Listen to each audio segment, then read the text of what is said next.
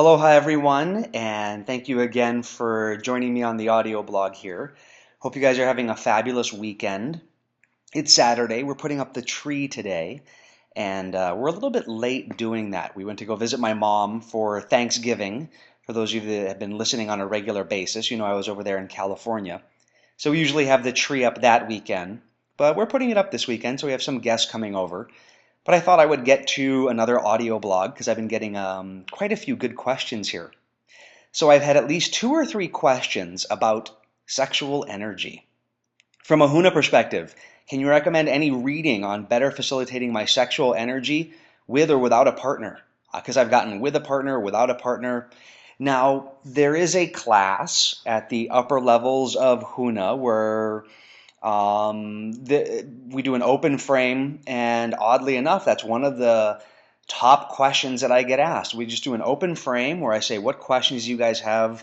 What do you need to know? And I get a lot of questions on that. Now, I want to start off with something very simple, and that is that in ancient times here in Hawaii, there wasn't considered to be a taboo when it came to sex, sexuality. These things weren't seen as evil, dirty, or nasty. The late Uncle George Naope would sometimes at Huna talk about the fact that prior to Western influence coming here to the islands of Hawaii, that was just seen as a part of life, that to be with someone, to be with multiple partners, to be with yourself, and whatever you did from a sexual perspective was considered to be beautiful. There were chants about it. There are chants and dances about procreation, about how to reproduce, about the sexual energy that you have.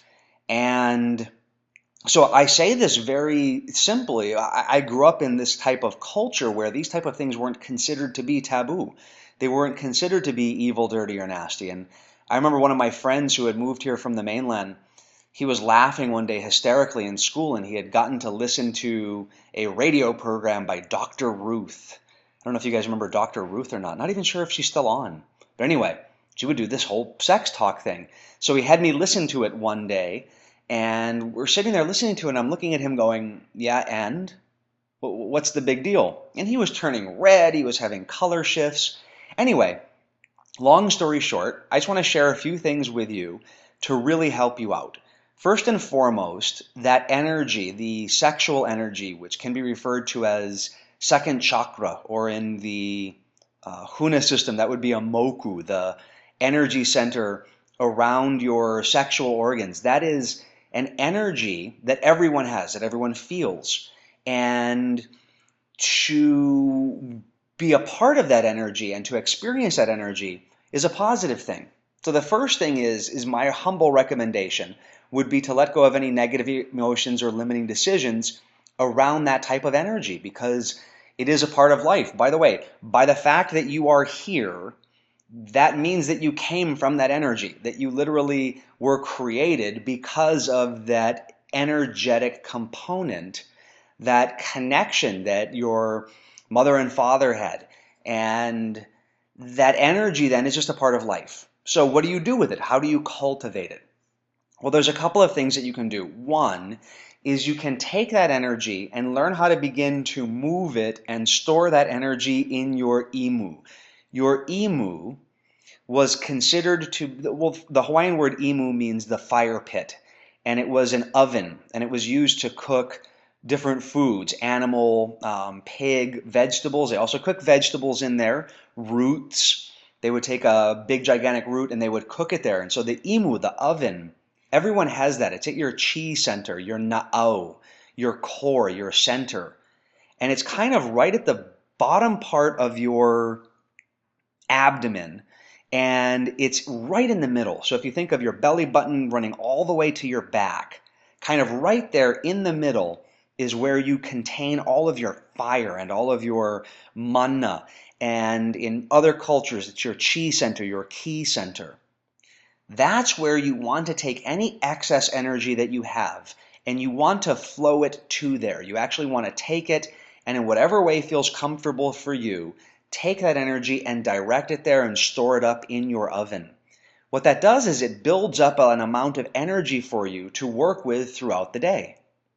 In addition to that, The other thing that you want to do is you want to be conscious, if you are in a relationship, of what you do with your energy. Do you keep the energy that is meant to be in your relationship in your relationship? Do you keep it sacred, if you would? Do you keep it pono, right? For those of you that are not in a relationship, that are single, do you take that natural energy that you have and do you direct it and focus it and store it? And what I mean by that is that when you feel that energy build up, do you move that energy and store that in your na'au for you to then utilize it in your daily expression of who you are? That's not to say that you take then sex and put it into everything you do, because I'm very clear about being clean with energy. I have routinely had men and women come up to me and say, from a trainer's perspective, how do you keep your energy so clean? Because there are trainers out there that really utilize the sexual energy. Please, again, understand what I'm saying. Energy is just energy.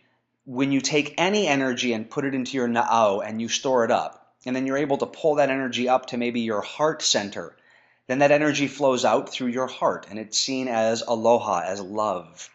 And I'm in a very committed relationship and very congruent about the person that I'm with. And I fully understand and could talk for hours about energy integrity in a relationship. And maybe if I get a question on energy integrity in a relationship, I'll do a blog on that. For now, we're just talking about raw sexual energy.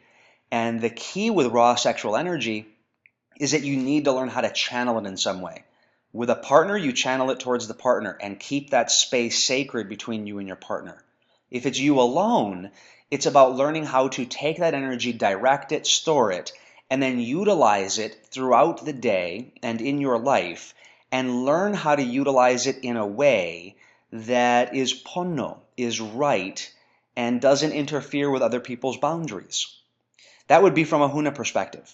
And again, the Hawaiian saying, "A'ohe pau koike ko halau." Think not that all wisdom is in your school. I've met people that say, take your energy, your sexual energy, and use it in every way possible and exude that. And I don't see anything right or wrong with that. From a cultural perspective here in Hawaii, that's fine.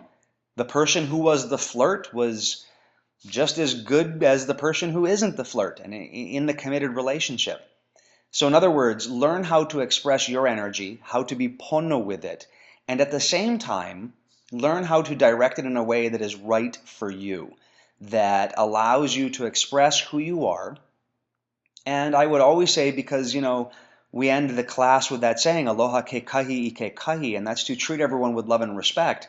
Just remember that your energy sometimes will not mesh with other people's energy, and if that's the case, you have one of two choices.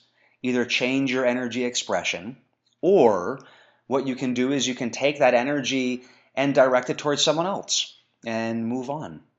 So anyway, I hope that helps. There was also a question on, can you recommend any reading to help with that? And there's a lot of books out there. Some of the books that I have recommended to students in the past include books by Mantak Chia, has to do with cultivation of the sexual energy. There are books by Mantak Chia for both men and women.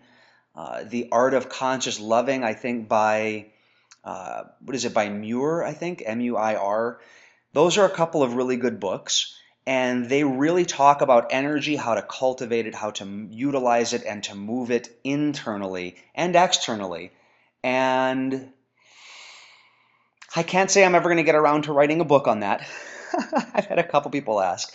Maybe someday, though, but I have a whole bunch of other things that I'd like to write about first. So anyway, hope that helps, and if that wasn't specific enough, then go ahead and ask me some more specific questions. Anyway, I hope that is a good audio blog for you guys. Not too sizzling hot, but maybe beginning to scratch the surface on this question of sex and sexual energy. Anyway, let's end class like we normally do. We say malama pono, we all stand in righteousness. Aloha ke akua, love is your shield. You don't have to be perfect. You just need to do your best. And aloha ahui ho. Class dismissed. Love you all. Take care and talk to you soon. Bye-bye.